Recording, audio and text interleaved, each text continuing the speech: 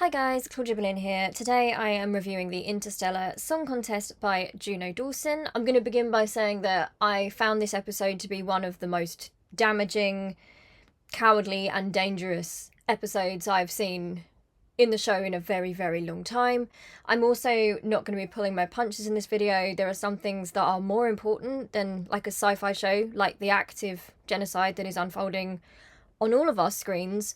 There's no way that you can be part of the online fandom and not see that this is happening. And I can't see a way of reviewing this episode or talking about this episode outside of that context. I don't even really want to dignify this episode with like a full and frank review of all the elements of it, because all this episode really was cowardly complicity wrapped up in pinkwashing. That's literally all this was. And for those of you who say, oh, it's not political, stop making it political, I just want to share with you a little section of the interview by the writer Juno Dawson, which I found. She's being interviewed about her process in writing the episode, and she's asked, what do you hope people will take away from this episode and the plight of the Hellions, or the Hellions? I was inspired by ongoing events at the time to write the Hellions as this forgotten race. Kid is murderous and hugely misguided, but I think it's important that baddies don't always think they're baddies. In Kid's messed up mind, he is drawing attention to the plight of the Hellions, but in the most indefensible way possible. It's why the Doctor sizes him up as someone who enjoys killing, regardless of his motives. It's what I loved about writing this episode, about the moral contradictions that can exist in people's heads, but also the contradiction of the premise itself. It's Eurovision in space, but what's the real meat in that sandwich? What's it really about? There are complicated questions in real life that this episode mirrors, and it's interesting as an artist to take those tricky realities and create art about them, to try and make sense of the world that we're living in. So I just wanted to begin with that, so people do understand that this is quite clearly meant to be about the protests that have been going on for years, by the way. So I know that this episode was written before October the 7th. And let me tell you, the crimes that Israel have been committing did not start on October the 7th.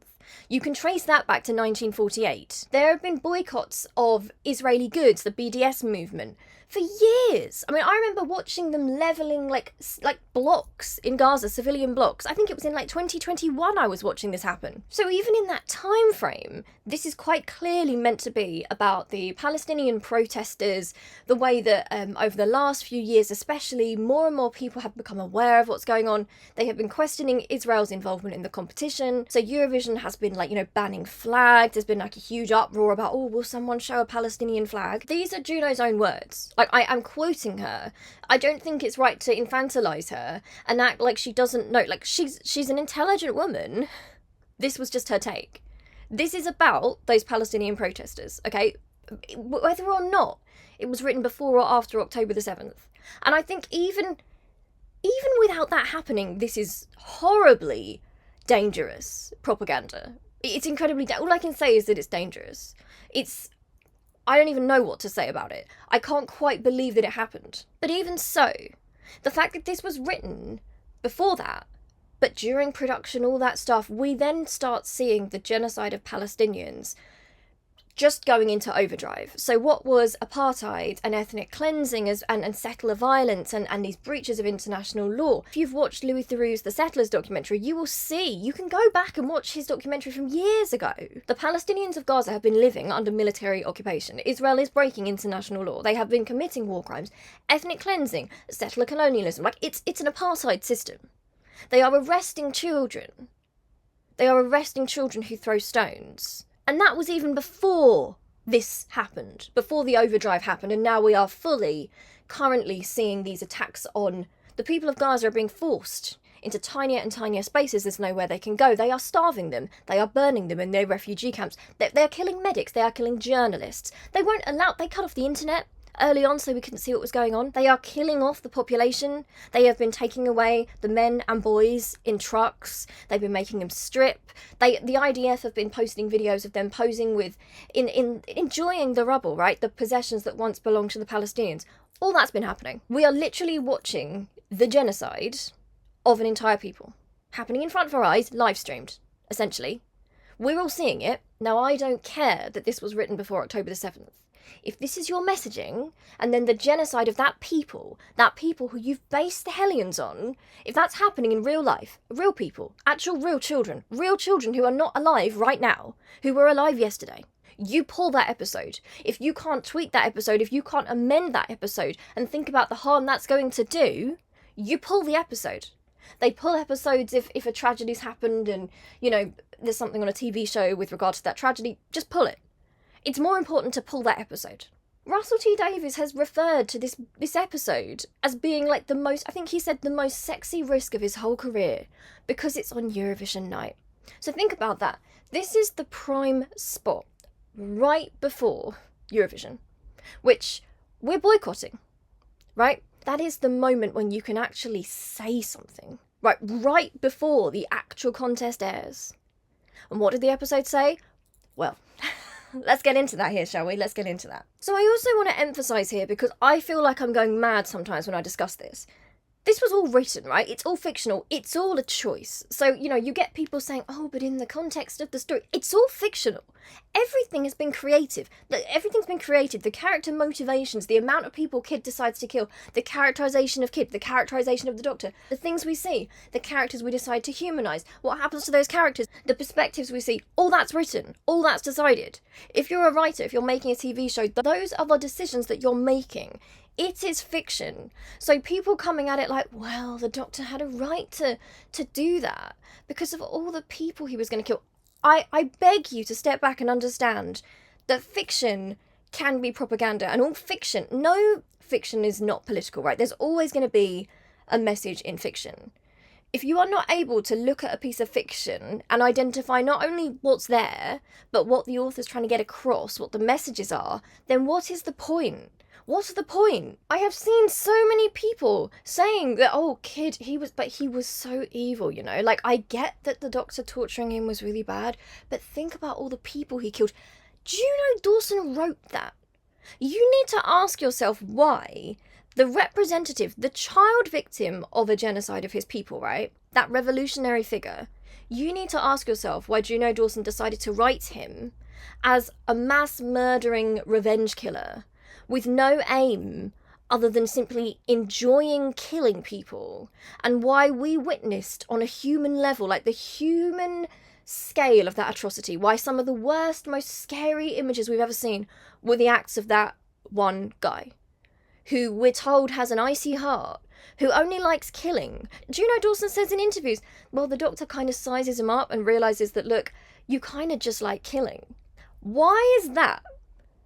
That has been given. That's a motive. That's a characterisation being written for the representative of that society, which clearly, based on the interview, is meant to represent the Palestinians. It is an absolute dream for the complicit, a dream for people who want to act like the genocide of the Palestinian people and other acts of colonialism and genocide over the years are simply just like a natural disaster. Because what it does is it gives you, it really is, it's the dream for people who defend Israel's actions and support this genocide.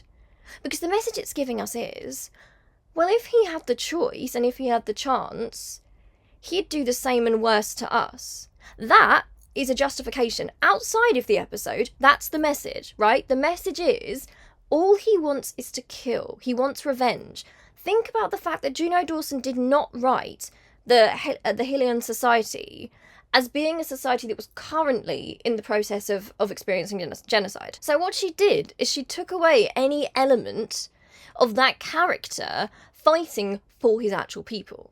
So what we have is we have that person who represents the Palestinians in this story, who is literally just a mass murderer who loves to kill, has fun killing. The characterisation of Kid, I mean, think about everything about that character's vibe is meant to make us not listen to him, understand him, and humanise him in the way we do the other characters. He's written as being unstable, he's written as being childish, he's flippant, he's having this kind of teenage love affair, he's this untrustworthy sort of cult leader type character. It really is that disgusting fantasy of, well, if they had the chance, look what they'd do, they'd commit such atrocities, like they would murder us all. And this is a hypothetical character. And even in the world of the story, Why is there no weight put on the fact that the corporation has committed a genocide? There's no human cost there. The most we get in the episode of what's happened is these sad tragedy shots from a distance, right? Oh, it's the poppies on the burning field. But we don't follow the human stories. We follow the stories of kids victims, right? We see all these people partying and having fun, and these people are complicit anyway. Like, let's be honest about the fact that they don't deserve to have terrible things happen to them. But this is a society where the Hellions are treated like they're scum, essentially, right? These are complicit people who have decided to party on the graves of an entire civilization who've been genocided. And on top of that, they still discriminate against the people who've been genocided and blame them for their own genocide. And we see them partying and having fun, and it's camp and it's pinkwashing, right? Because, it's rainbows and look at the spectacle and everyone's having fun, it's so great. And here comes Kid the Killjoy, dangerous kid. And off they go. We see them getting thrown into space. And it is, the visuals are incredible. But you need to ask yourself why kids' actions are always...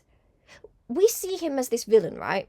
It's always, look at kids evil, look what they're doing. We even have them trying to, the woman who's in charge of the gallery or whatever, who is, obviously racist against Hellions anyway, is trying to talk them down, trying to, please show some humanity. And every time they don't do it, please don't do this, please don't hurt people. And again, it's that... I find it hard to believe. So Juno Dawson has both sides of this issue for ages. I didn't know a lot about Juno Dawson. I know that she made an Instagram post a while ago. I think she's been both siding for ages, to be honest. I'm just going to be completely real. I do not trust many of the people in this industry at these levels, because I think the reason they're there is because they don't speak.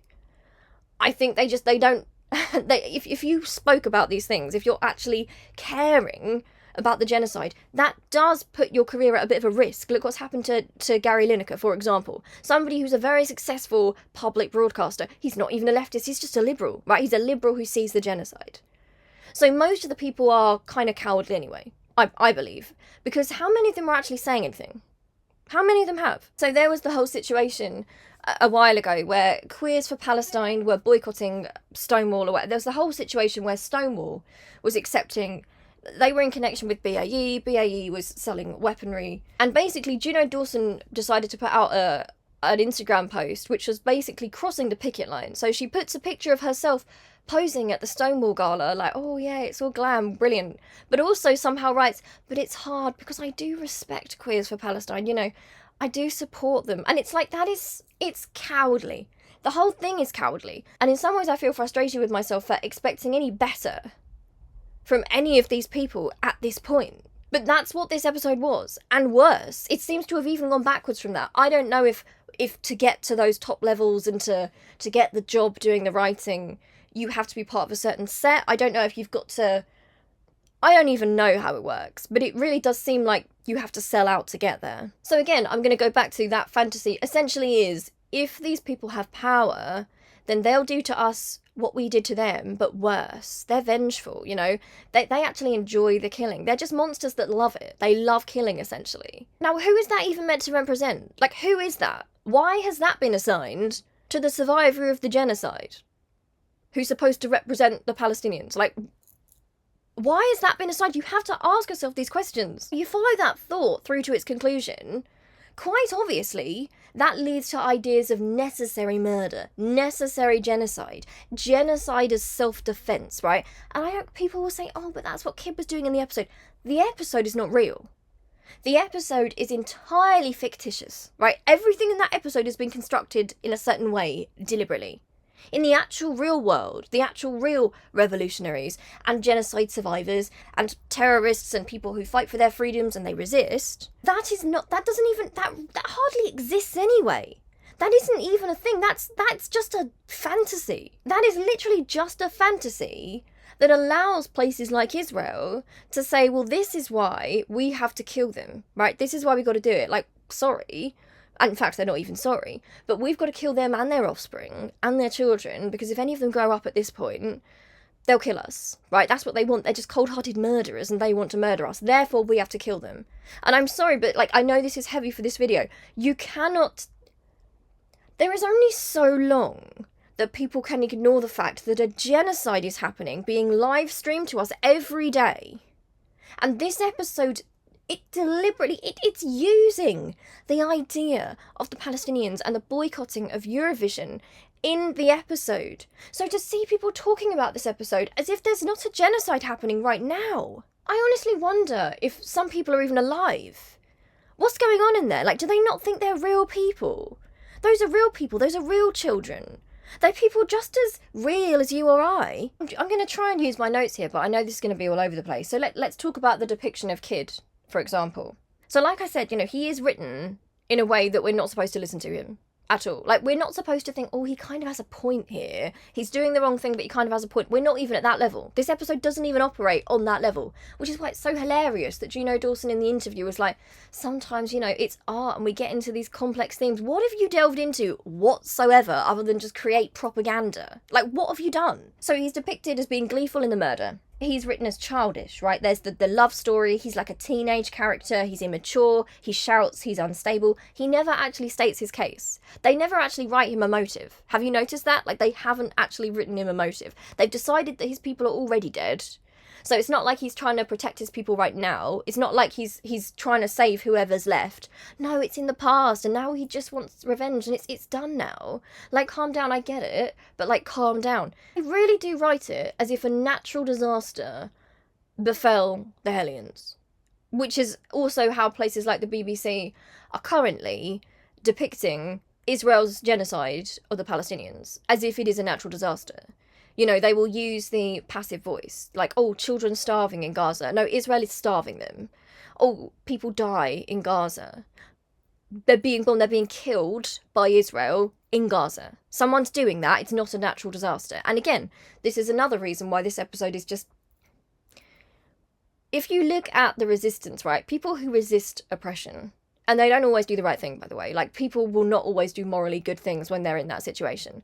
People are so different. But notice how when it's reported, right, let's talk about the situation right now. So let's talk about the way that the media humanises the hostages on October the 7th and the victims of October the 7th, which is a good thing because they're human beings and there's no way that they should be going through any of that. But look at that compared to the way they totally dehumanise the thousands of dead Palestinians. Watch how the news will give you a whole news piece about a family waiting for their hostage to come back. And often that hostage has been in the IDF, so they were a soldier at the time. And again, that doesn't mean you shouldn't see their humanity. That's still a human being.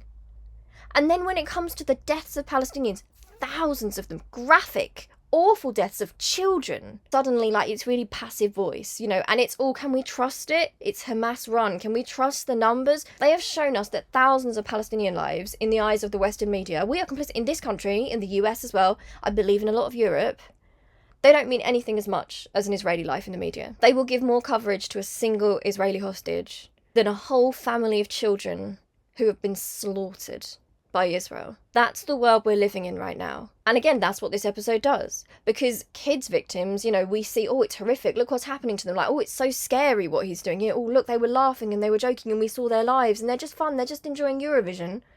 What do we get of kids people? We don't even get, it's not even a both sides, it's worse than that. They don't even manage to humanise that. We don't actually get to see what happens to the Hellions. We don't get to feel those stories. We get nothing.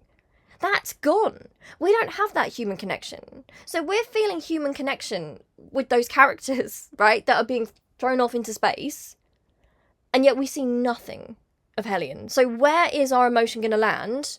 Where do we feel more strongly? And these stories are important, right? I mean, the BBC is pathetic for this, but I did see a journalist on the BBC say recently, not with regards to Gaza, about how when they're thinking about how to put a story over, a human, being able to give it a human face and voice, and follow a person, it's easier for people to understand.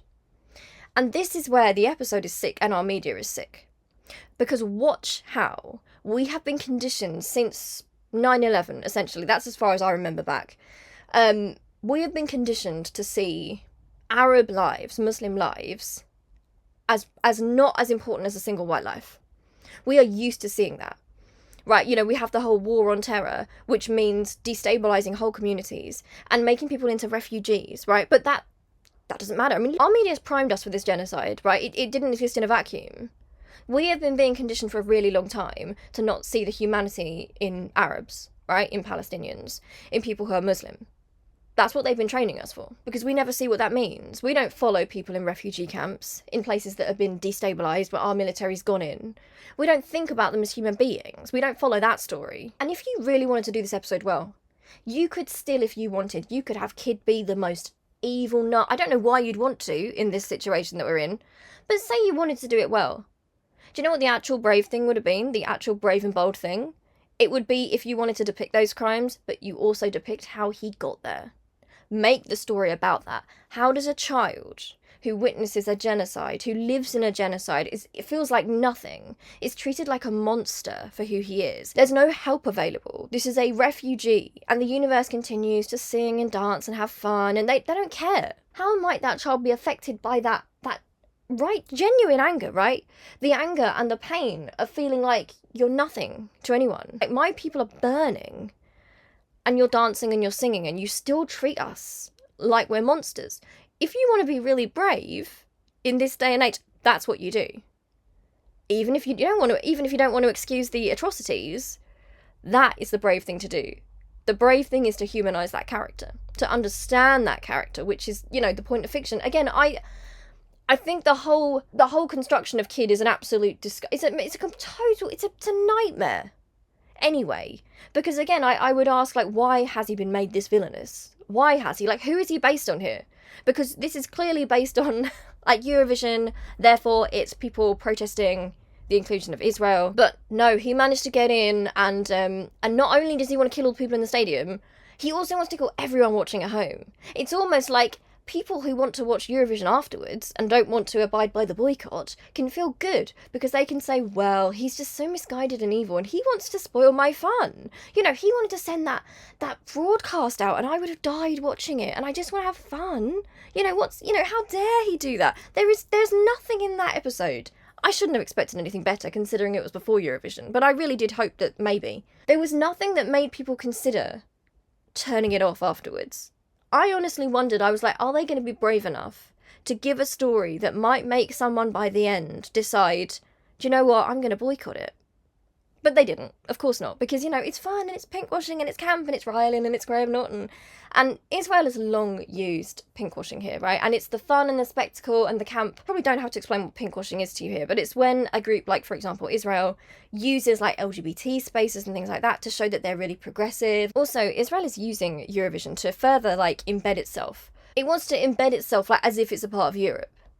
So Israel wants to be like, look, we're like you, we have your values, we're like European, you should support us. Meanwhile, they're taking land from people in the Middle East. The reason being is that they have to emphasise that they're like us, right? Think of us like Europe, like we're like you guys, and we're fighting these barbaric savages over there. They need Eurovision. Eurovision validates them. It's part of their project. Like, they have admitted this themselves. They paid a lot of money this year. They put adverts out for people who don't even watch Eurovision because it's a cultural, it's important for them. It's an important step into further legitimising Israel. That's what it is. That's how they're using it. And if you're someone who's going along with that because it's fun and it's pink and it's camp, it's pathetic. Where's your solidarity? I don't understand it. I don't understand people. Think about in this episode again, like the characters that they humanise. Get the fact I'm using human, I know they're technically aliens. But just think about which characters are humanised here and which characters aren't. So think about the gay couple, I can't remember their names, I think one of them's Gary. And they're nice people, right? Like, they're given, like, comedy, right? You see them bantering with each other, you get a little bit of their relationship, it's quite sweet, right? So you're bonded to them as human beings. Bear in mind that Gary is a super fan of this contest, who knows full well about, or could have known full well about what's going on to the Hellions, and is fully complicit in this. But they're, like, humanised, and they're having fun, and we see their lives and their relationship, and it would be a loss if one lost the other one, and, like, how sad that is. Compare that to how Kid and his partner, Win, are written. Where's the depth there? Where is it? Like, they choose who they humanise in this episode. So the only Hellion that is really given, like, that kind of humanising treatment is Cora. And why is that? It's because Cora is the good minority. Because Cora has self-mutilated herself so that no one knows who she is, so she can sing in this competition, and why she'd even want to be part of this competition, who knows. She's hiding who she is, she's singing a random song that means nothing, just so she can, I don't know really what's going on. She is making herself acceptable to the rest of the universe. And she's not making a big fuss. Like, yeah, she's sad. She's sad about what happened to the Hellions, but, you know, that's kind of it. I just kind of feel a bit sad and I want people to kind of know about it. That's all. You know, she's not interested in any sort of reparations or any sort of accountability or even stopping the corporation that by the end of the episode is continuing to be the sponsor. I can't even imagine what Juno Dawson's thinking there, because even with the episode being written as dodgily as it has been, to get to the end and for the corporation to still be the sponsor. What am I watching? What am I even watching? There isn't even that base level, like the least they could have done was be like, anyway, they've decided to drop that sponsor. But no, we get a song and I guess people feel a bit sad and they might light a candle for the Hellions, but we don't even know. You know, it's just we feel a bit sad. That was a natural disaster, I guess. Yeah, kind of sad. Anyway, let's carry on with the contest day. Let's all have fun. Who cares about getting justice and accountability, right? It is... I can't even tell you. It's making me angry just talking about it. And that's what I can't understand. Because I'm sitting here thinking, well, okay, well, at least the episode is trying to give us some sort of comment on who sponsors Eurovision. If it's like too cowardly to actually get into the fact that a genocidal regime is competing on that night as it murders people, at least I thought they can be like, yeah, you know what, maybe we should boycott. You know, maybe it might encourage people to boycott and put some pressure on Eurovision to, you know, change their sponsors. But no, that doesn't even happen. You know, it's supposed to be victory enough that Cora is permitted to sing. She sings her song. She doesn't tell people about what happened to her people. You know, it's just a song and it means nothing. Because again, like, in real life, you know, people love a model minority.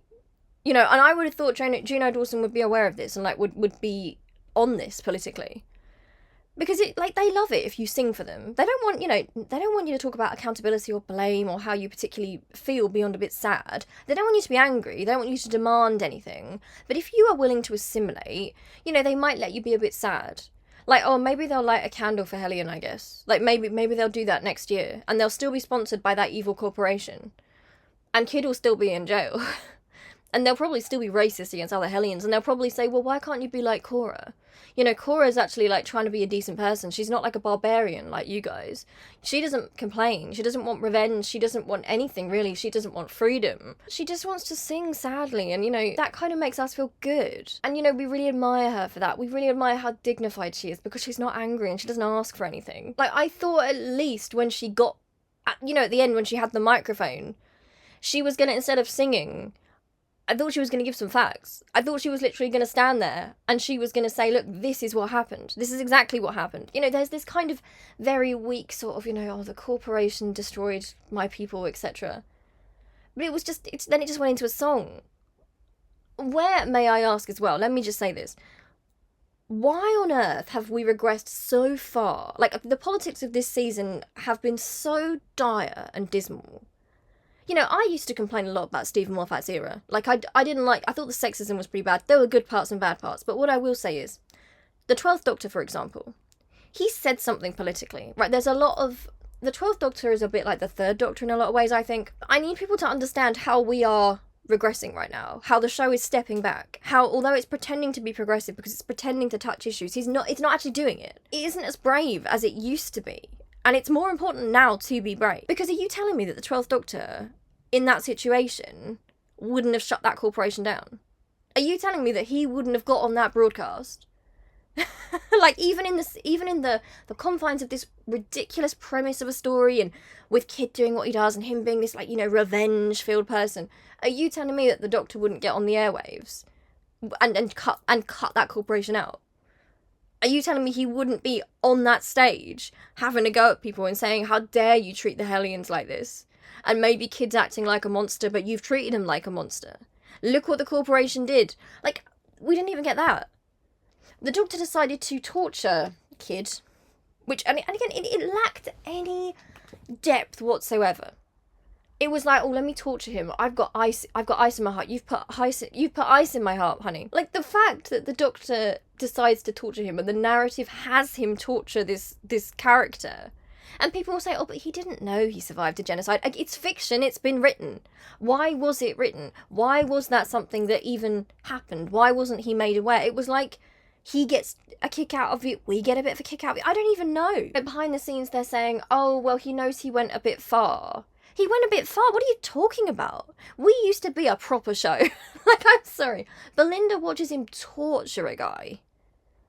And I really thought, oh, okay, at the very least, with all the weirdness and dodginess and complicity and patheticness of this episode's morality, which is going to mess up and just basically it's going to create like even more complicity in a fandom which is already incredibly cowardly and complicit. I thought at the very least Belinda was going to get in the way of Kid and do a bit of a Rose Tyler and say, what are you doing? Don't do that. Don't torture him. I thought we were at least going to get some analysis of, you know, when the doctor was saying about how, you know, you've put ice in my heart and that's always going to be there now. And that happening after losing his friend, he thought Belinda was dead, and witnessing that atrocity and what happened.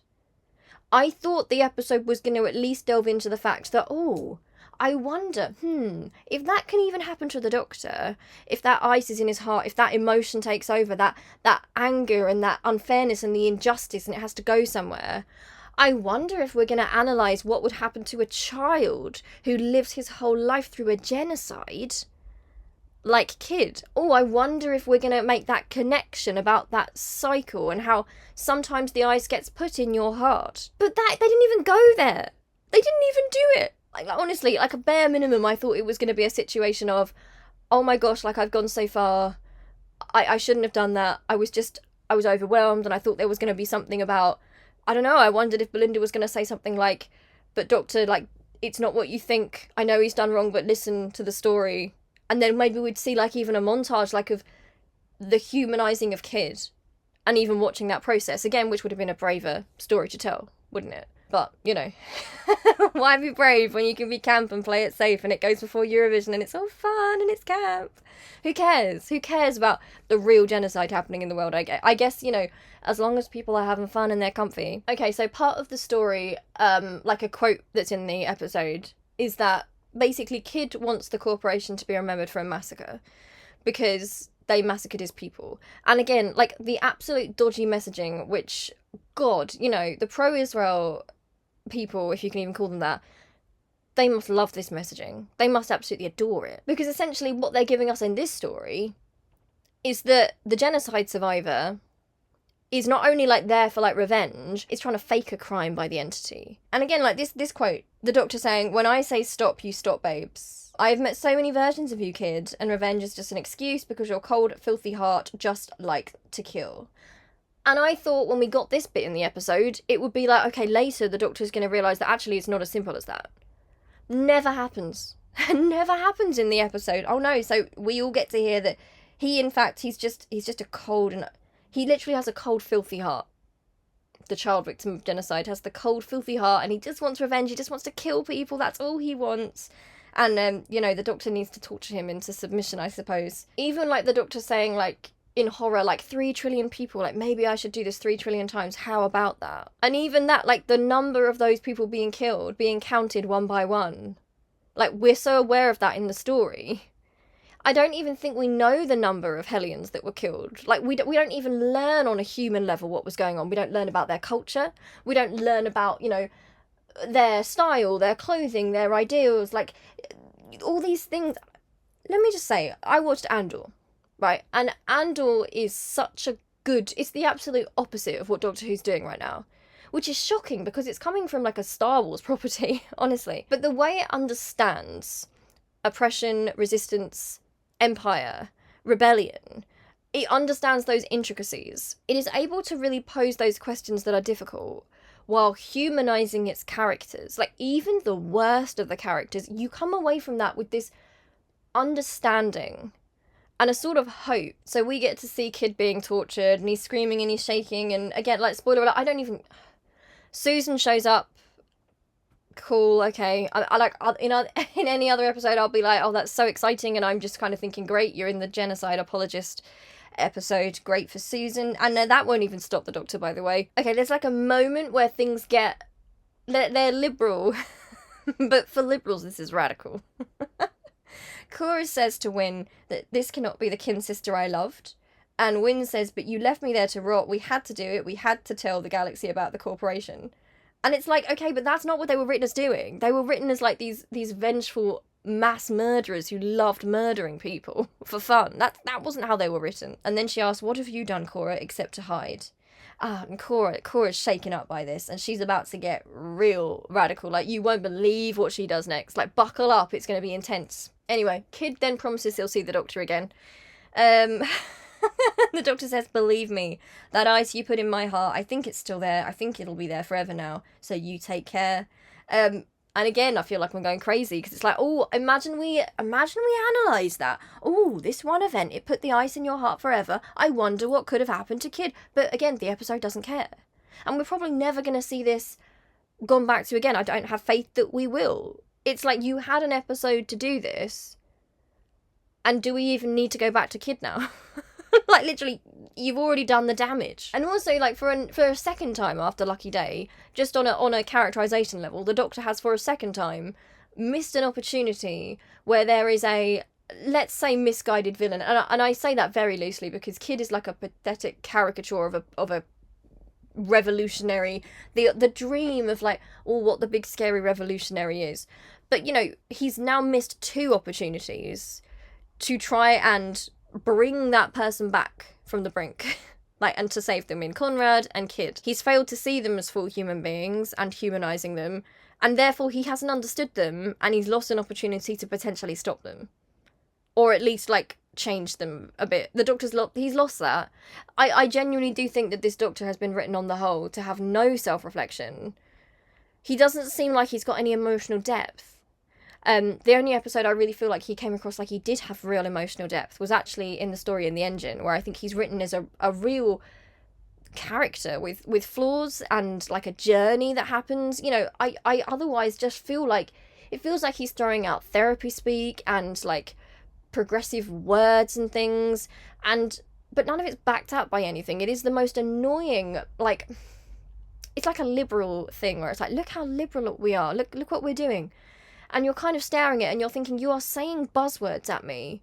What exactly else are you saying here? Like, what else is happening? Like, am I supposed to cheer for this because you say a buzzword? Like, what does it mean? So, Kid is arrested, and of course in the story it's like, oh, good, well, he should really, because he wanted to kill 3 trillion people, of course. Of course he did. Of course he did. And the performers are back and they're partying, and you know, the camp goes on and we're all supposed to cheer. Okay, then Cora, in her most radical act yet, guys, like, buckle up. They're going to cancel her for this. This is a song the corporation tried to hide, the song of my home planet, Helia, to remind us of a world that we lost, to remember a civilization that the corporation destroyed, its beauty, its history, its soul. So she sings a song which is very beautiful, and it's not in any sort of earth language. And people are moved by it and they cry because it sounds kind of sad. And we actually have, like, the only moment of humanity we see in, like, Win and Kid where they kind of cry a bit. Bizarrely, you've got Win saying, like, good girl to Cora, which is a bit weird. Even the Doctor is sort of crying and he's sad. But there's, again, it's like it's liberal rubbish. It really is. It means nothing because that doesn't mean anything. Okay, people are crying because it's a sad song. What actual facts are being put across? Like, Cora hasn't said we need to actually move away from the corporation because this is what they've done, we need to hold them to account. There's no process, it's just a sad song. And in real life, oppressors will still listen to a sad song. They love a token minority that will talk sadly about things, as long as you don't actually want to change anything or want accountability or challenge the system at all. And in what way is Cora challenging the system? She's actually not at all. And again, like, so we get that montage of Helia burning, and people then start, like, reluctantly clapping, and it's supposed to be this triumphant moment. They're not actually seeing that, though. We're just getting these, like, moments of, like, beautiful pictures of, like, the sadness. It's like looking back at the Somme, you know, with the poppies. You know, as it was nothing we can actually do, though. It's in the past. We've got no power to change it. You know, let's not be angry. Like, come on, let's not try and get vengeance against the corporation. Notice how the corporation just continues to exist throughout this episode as this thing, like, as if it's impartial somehow. No, it committed a genocide against people, and it's not ever written as a villainous thing, is it? It's written like it's this impartial thing that exists, the corporation. And then the Doctor and Belinda are joking with each other at the end, and, you know, but after the Doctor's whole torture thing, Belinda was kind of like, she gave him a bit of a hug, but that was it. And he kind of was like, oh yeah, maybe I scared myself a little bit. That was it, really. They went back to the TARDIS. They're dancing. They're still, enjoying it. The corporation's still sponsoring it, I suppose. They don't really care about any of that. No one's learned anything from the song. Even the very fact that they wrote this episode with, like, Belinda being, like, a fangirl of Eurovision makes me feel like, are you kidding me? Like, I don't want to think of a Doctor Who companion watching it and enjoying it like that without at least trying to pressure Eurovision to, have some sort of consistent principles and boycott Israel being in it. Like, I don't understand. I don't want that for any of my characters. I don't want to imagine that any of the companions would be the sort of people that would be, like, taken in by that pinkwashing at the expense of actual human lives. Okay, so let's talk about what actually happened on that night after that Doctor Who episode. So, after that groundbreaking episode where I'm sure we all learned so much about the dangers of these revolutionaries who, if given the chance, would slaughter us all, Israel came second. Israel came second on the very night that they were slaughtering men, women and children. They were up on that stage and they were singing and they were embraced. While people starved, babies starved, hospitals had been bombed, families torn apart.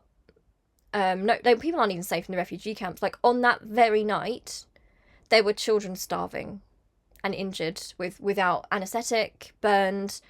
That was the reality of what was going on during Eurovision, during the episode we watched, and during Eurovision, and Israel came second.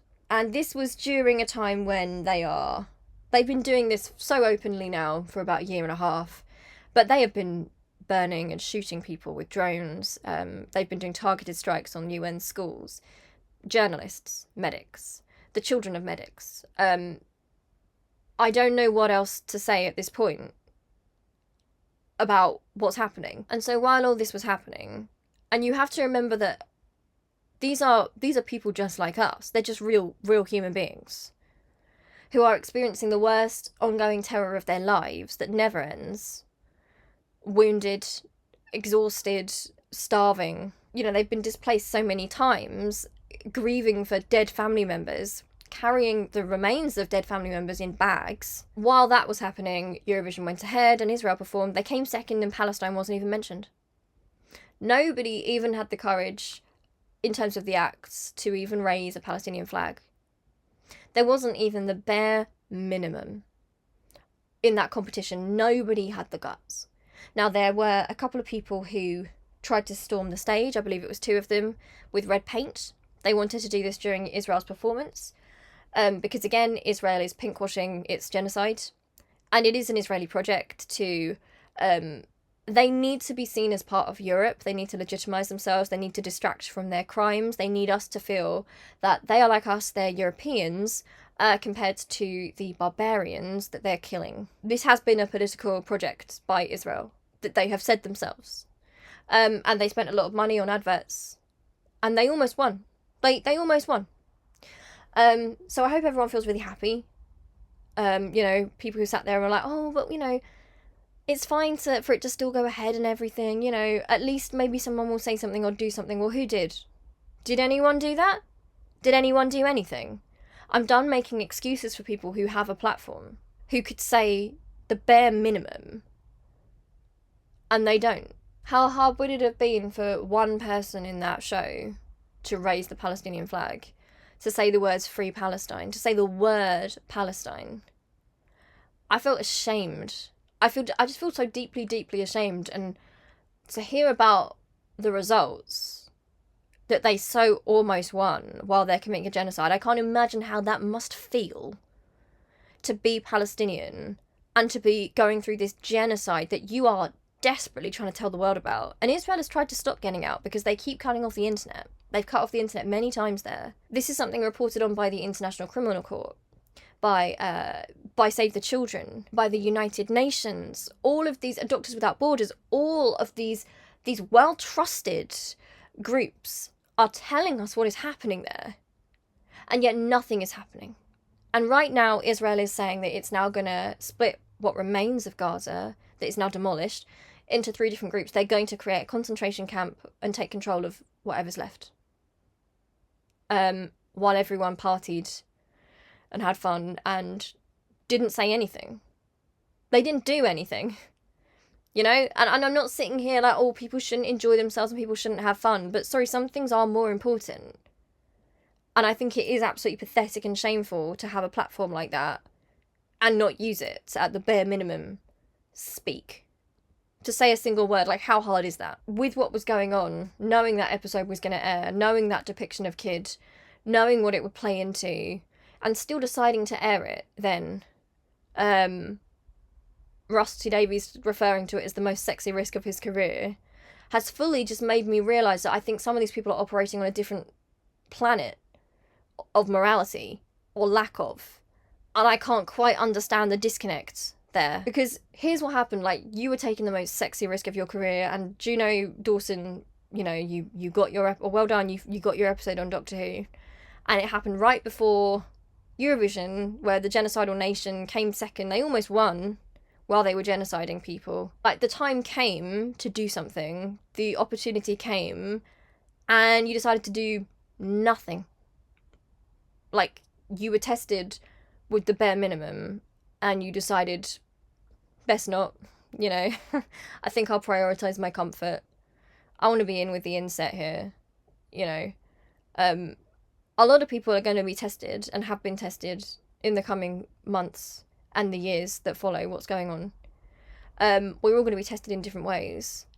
And I'm seeing so many people fail the most basic test of humanity right now. The most basic asks, which is to speak. Right? That's it. Just name it. Do something. Anything you can to help. I am tired of making excuses for the cowardice of people who actually do have some sort of power and platform. I am tired of making excuses for people like Russell T Davies, who seems to be in... I really loved him as a writer, but to see him in this bubble of, you know, being in the in-group and being important and therefore saying nothing politically, nothing edgy, pushing nothing forward. To see the show become this, like, I just don't understand how this is the same guy who wrote something like Turn Left. I don't understand what's happened. All I can say is that I suppose people are selling out. I suppose it's got to a point where people like Gary Lineker are actually facing consequences for being a decent human being, and many people just aren't willing to take that risk. They just aren't brave enough to do it, unfortunately. I think that's just the case. Now, again, like, I just want to talk about the subject of resistance and rebellion in the context of what's going on right now. If you are not somebody who has been advocating for the rights of the Palestinians to try and help them however you can all these years, right, if you're not someone who's ever done that, I don't believe you then have a right to sit here and paint them as monsters for resisting.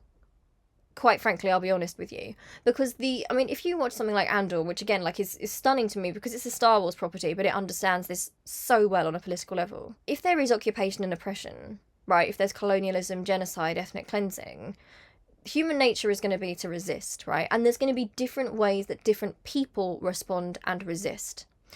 And let me just tell you that Palestinians have tried every way. There is no way that you will be able to research that they have not given a go. And what something like Israel, an entity like Israel, will do is they will wait for the wrong kind of resistance. They will wait for the group that does something violent.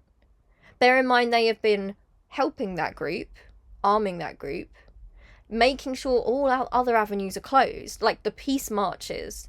They were shooting people's legs at the peace marches. They've been stopping people at checkpoints. Like, I don't think people understand. Israel have been waiting for an eruption.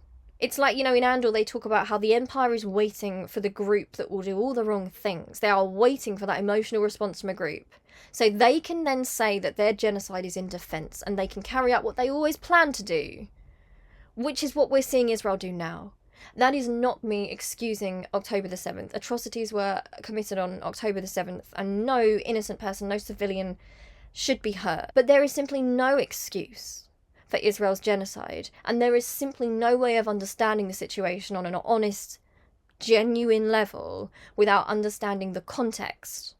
If you want to begin it with October the 7th, then you are not being realistic and you are not understanding. And I link this to the episode because we don't begin with the history of Kid and his story. We begin with him breaking into a fun event and committing an atrocity, and that's where the story starts. That, to me, in the context of what's going on, is appalling. They don't want us talking about the history from 1948. They don't want us talking about the occupation, how international law has failed to put any boundaries or sanctions on Israel for years. So Palestine has been alone. How the resistance is all there is at this point. How Israel has dismantled other forms of resistance, has completely controlled those people. How at every single turn they have been denied their rights. How ever since 1948 they have had to give more and more of their own land and their own lives. They're not allowed to return. They don't have the right to return. And even the agreement from the 60s is being breached by Israel with settler violence, the military occupation. This has been ongoing. And then people wonder why some turn to violent resistance.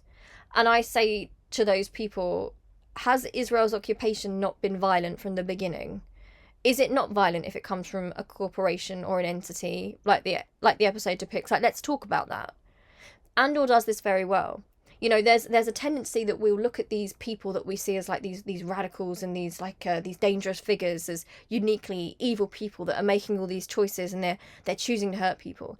And then we look at the corporation or the entity with much more power and we treat them as if that isn't also people making decisions, but with no risk to themselves, with detachment, right, with a lot of comfort, deciding who's going to die, who's going to be repressed, how they're going to control the population. Is that not human beings doing that? That never comes under scrutiny. How much scrutiny has the state of Israel ever faced for its crimes, which have been over time way worse than anything Hamas has ever done? It's just not happened because we are obsessed with the idea of the evil, killing barbarian who, given the chance, would slaughter. Because we don't want to accept that if you put people in a situation where they are oppressed for that long, if they're living under occupation and apartheid and treated like they are monsters and the world does and says nothing, then we wonder why those people are going to be angry and they're going to want to take things into their own hands. And I want to know by what right that we would condemn the entire resistance for actions and some atrocities which, you know, you cannot be defended, but how we can sit and condemn the entire resistance movement when we haven't said a word to condemn the organised, detached, bureaucratic violence of the entities like Israel, who always seem to manage to get the benefit of the doubt. What court is holding Israel to account? What body is there to stop Israel from slaughtering the Palestinians? What is there, even now? In the episode, the corporation is never depicted as violent. It's never depicted as this menacing evil. It just is. Like an entity like Israel. It can do pretty much whatever it wants with impunity. It is protected by bureaucracy. It is given the benefit of the doubt. They are waiting, regimes like this, for some form of violent resistance that they can then use to carry out what they always wanted to do, which was to destroy the whole people. Because that's what humanity is. Humanity will always resist. Now, there's a quote, and I think it's from Army of Ghosts, or it might be from Doomsday. And this is when the Cybermen have, basically gone into every home on the street. And the Cyber leader is confused because he says that he ordered surrender. And the doctor says this: they're not taking instructions, don't you understand? You're on every street, you're in their homes, you've got their children, of course they're going to fight. Even in the episode, the casual racism and disdain people treat the Hellions like they are dirt, like they're monsters. And that is not treated as violent. That is not treated as violent. We don't see, really, the big impact on the Hellions there. We always depict the resistance as these terrible barbaric ruffians that just love to kill. And the distance of these regimes allows them to pretend that their hands are clean. Like in the Empire, think about how the Empire in Star Wars, they always look so calm. They never raise their voices really, you know, they're always well turned out. And even in Andor, the way they do this, the way they talk about the resistance in different ways, you know, they're they're barbarians, they're crazy, they're not like us, you know, they're violent, we just want order here, we're decent people, we're just it's the banality of evil, isn't it? It's we're just trying to get things done here. Like, we're not violent, we're not doing any of that bad stuff, because violence from that sort of entity is never considered as violence. In the episode, the corporation never has to explain itself. There's no human face to that corporation. There is no enemy for us to look at. Like, there is no understanding of how different beings will have worked, real people, and made those violent decisions. Kid's entire worldview is torn apart. He is brutally tortured by the Doctor.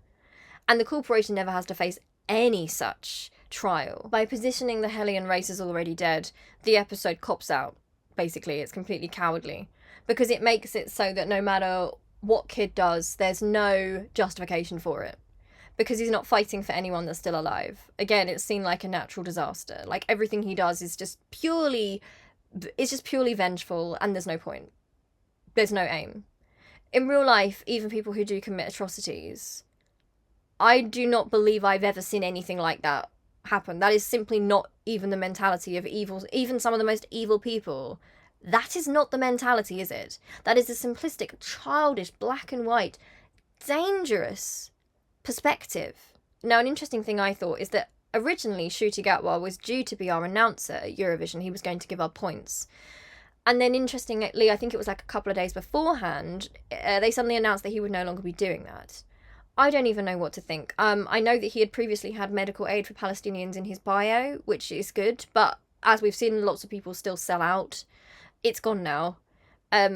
My hope was that maybe it was gone because he intended to say something live on the night. I don't know. I still have hope, but I wonder now because he's been completely silent. I don't know. I know there is pressure at places like the BBC, but again, what is a little bit of pressure compared to what people are experiencing in Gaza? What is it to us to lose an opportunity or so, or to be a bit disliked, or to be seen as controversial and to lose potential opportunities when people's lives are on the line? Like, what right have we got to prioritise our comfort? Maybe he's sold out, or maybe they did pull him, and I don't know. There's been no comment, and even that is not good enough. I'm fed up of making excuses for people who are not brave enough to stand up for what is right, and that we can all see what is happening right in front of our eyes. I think that one day in the future, people are going to be held to account for their complicity and for manufacturing consent, for the lies, for the smears. I think there's going to be a reckoning for people who make excuses and both sides of the situation, especially people who've had power. And I think, maybe that will happen.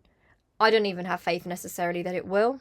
I think, unfortunately, that people who have decided to stay comfortable will probably always stay comfortable and not really have to address it particularly much, because people who want to address it are going to be depicted, I guess, a little bit like Kid. It's all in the past now. Why do you keep complaining? Like, why do you keep bringing it up? But, at least even if they are held to account, they'll still get to be alive.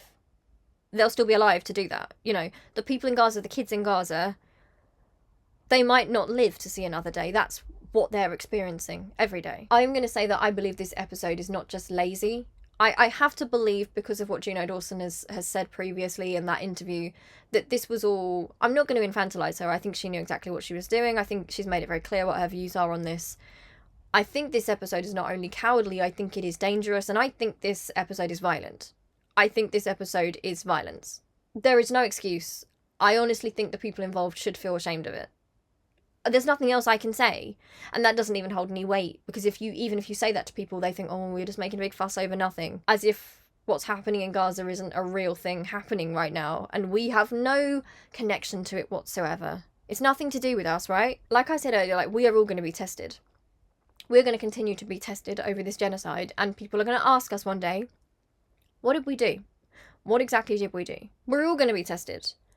And Russell and Juno had an opportunity to do something here. They were tested and they failed the test spectacularly. They had a platform at this time, one of the most important times they could use it, and they failed the test. I don't know what else to say. I'm not going to take this down. I'm sure it's going to be controversial, but one of the only powers that we have, I think, in days like this is to just speak the truth. I think even our media won't do it. They won't say exactly what is happening. For some reason, people are too cowardly or too afraid to speak the truth of what we are all seeing.